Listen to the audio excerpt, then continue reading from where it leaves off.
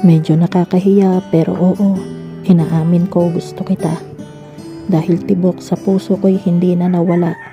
At sa buhay ko naging ikaw lang ang mahalaga.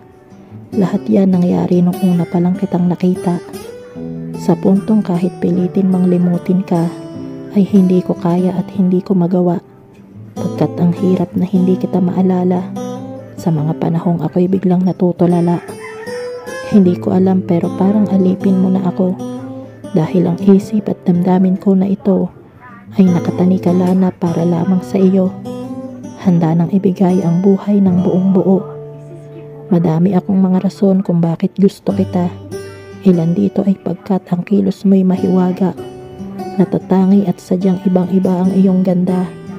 Natural ang pagiging mahinhin at malambing pa.